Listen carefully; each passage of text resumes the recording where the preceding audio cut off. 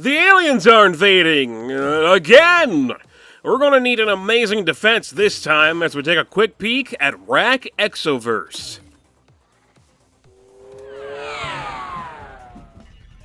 Wrack Exoverse is either some kind of sequel or spin-off of Wrack from 2014 by Final Boss Entertainment. I'm not entirely sure which, since while it shares the same name and some of the same characters, it's a bit of a different game compared to the 90s-inspired first-person shooter of the first one.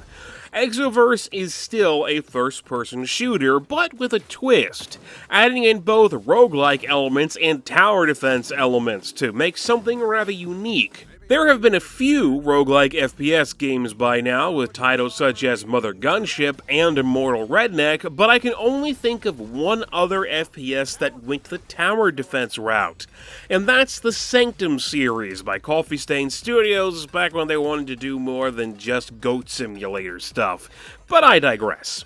There isn't a whole lot of plot to the Wrack series, and Exoverse is no exception. The basics are that aliens are invading through a series of portals, and it's up to you, your guns, and your towers to put an end to it. Each level has a core beacon that needs protecting throughout the game's multiple environments, and if this beacon is destroyed, it's game over. Being a roguelike means that every time you enter a level, it'll have a bit of a different layout. And if you die or your beacon is destroyed, then it's back to the start of the game.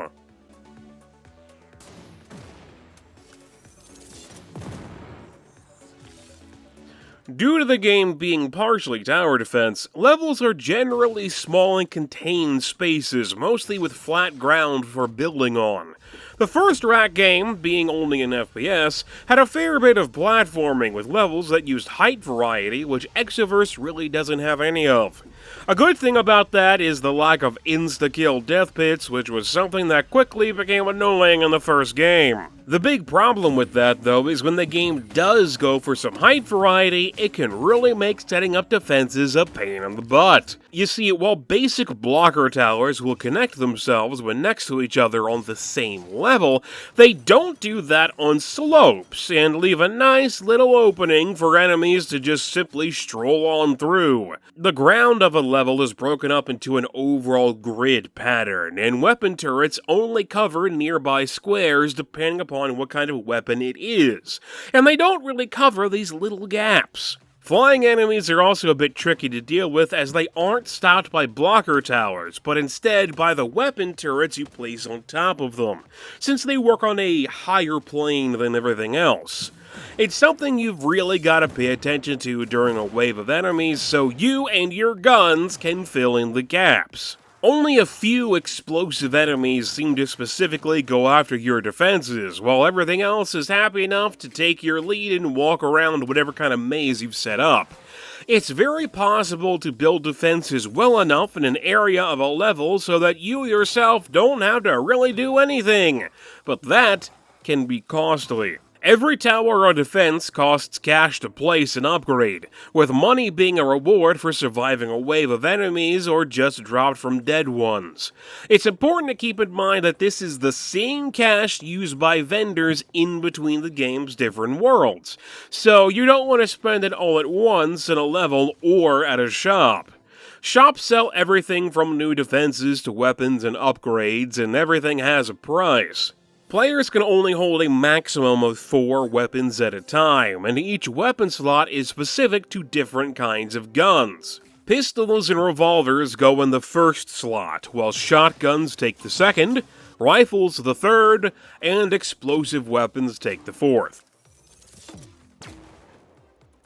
As you go through the game, there are multiple characters to unlock to play as, each with their own stats and unique weapons, so you really gotta decide what's worth leaving behind.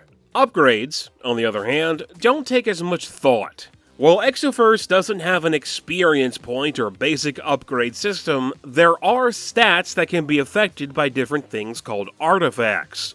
Each artifact does something different, like making you immune to splash damage or adding some armor to your health meter. You can hold a good amount of these at a time, along with one rune and one consumable item. Runes tend to be a bit more powerful than artifacts, affecting everything from how much damage you do to how often artifacts spawn in a level. Consumables, on the other hand, are more about helping in the moment. They can range from just giving you some health back to making your shots more powerful for the current wave of enemies, and, just like runes, you can only carry one of them, but they can be easily swapped around if needed. All of these things can also affect your character's stats, and it's one of the oddest things that I had to get used to when playing Exoverse. Things like speed and damage are rather self-explanatory, and while I'm not a huge fan of the idea of shot damage being connected to an arbitrary number instead of the weapon itself, it's not terrible and honestly not all that noticeable when actually in the moment playing the game. Honestly, the gunplay in Exoverse feels really good. Weapons have a good weight to them and feel rather impactful even when dealing with more higher health enemies, which is something that shooters with these kind of RPG stats for things like doing damage tend to have issues with. Even when going up against bosses and mini-bosses, I didn't really find anything that felt all that bullet spongy. But then again, that may be due to playing on the normal difficulty setting opposed to anything higher. What really felt off, however, was how the game handles range. Every kind of weapon has a different way it handles range based off of a character's range stat. Pistols do more damage up close and personal and less from farther away, while the rifles are the exact opposite. In-game, the crosshair will change color to indicate what kind of damage you'll do to whatever you're pointing at when it comes to range, but it's just a weird system in general.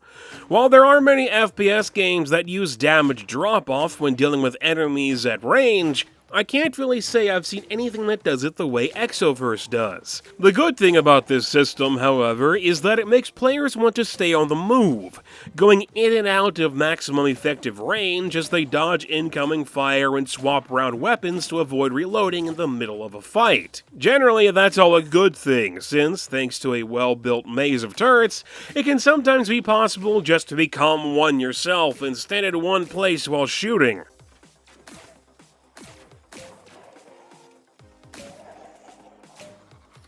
Turrets, just like your character, can also be upgraded, but only if you've bought an upgradable version.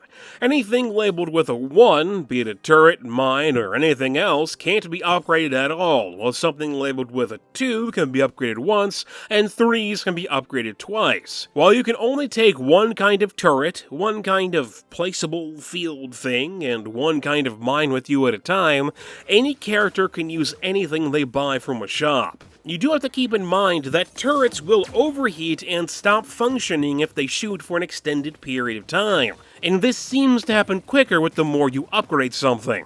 Overheated turrets can't fire at all and have to wait until they cool down before they become functional again, and it can become a little bit of a problem when there's a whole crap ton of guys coming down the road. Of course, every time you place something, you have to buy it, and things can get expensive rather quickly. Something that I had a lot of problems with was the idea of not spending all of your money on vendors for upgrades, because it means you go into the next level without any cash to buy turrets with. This can be somewhat fine on starting levels and at lower difficulty settings, as your own weapons can deal with whatever shows up. But as time goes on, it becomes easier and easier to be overwhelmed, and neither the beacon nor you can really take all that much damage. The base gameplay loop of Exoverse of building towers and shooting waves of enemies I found to generally be fun, but it did get kind of stale after a while since there isn't a whole lot of variety when it comes to building a maze of towers. Players being limited to only one kind of turret at a time meant that I found myself using the same strategies and building things the same way over and over and over again. There is an upgrade you can get by trading a maximum health point for the ability to carry more than one tower, but it's not always an ideal thing to go for. It also doesn't help that the game is very unfinished. While Exoverse spent a good amount of time in Steam's early access period, it seems that Final Boss kind of ran out of funds to see the title through to completion.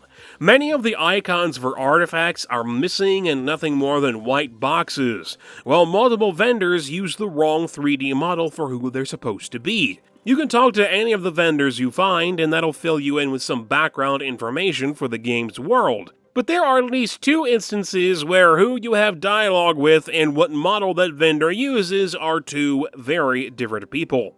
There are also a handful of bosses that get reused regardless of the theme a world takes place in, with many of them either standing around without doing anything at all or completely missing animations.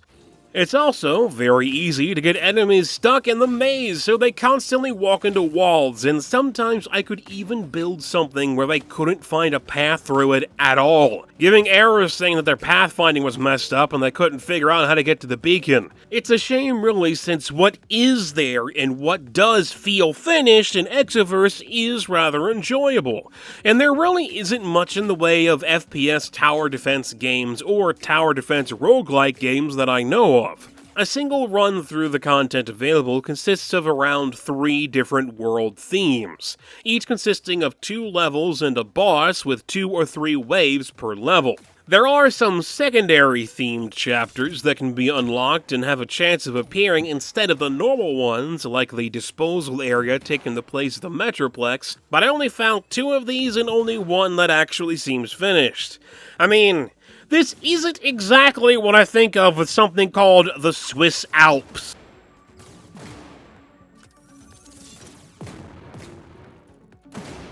Overall, Wrack Exoverse can be a fun little game when you don't find yourself running up against its limitations. I found the base gunplay to be enjoyable, as well as coming up with different plans for building towers. The game even has a bit of crafting thrown in there with parts to grab from dead enemies, but it's possible it tried to do a bit too much on its own.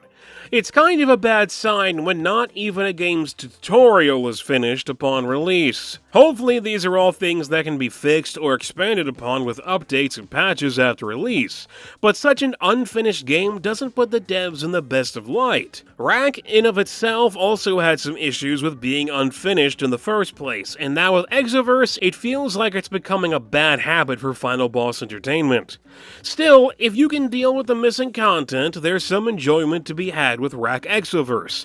On a whole, it's a solid game with a lot of potential that may or may not ever live up to it. If you're curious, happen to enjoy the original Wrack or the Sanctum series, then I'd say give the game a shot. I do have to give the devs some credit for actually releasing the game instead of letting it die in early access limbo like so many others. Thanks for watching. Please let me know what you think of the game or this video in the comment section. I'm MegapieMan, and I'll talk to you guys later. Want to see more of my stuff?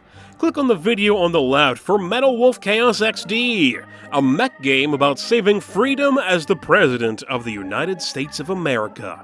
Or click on the video on the right for Big Trucks and Big Tricks with Monster Jam Steel Titans.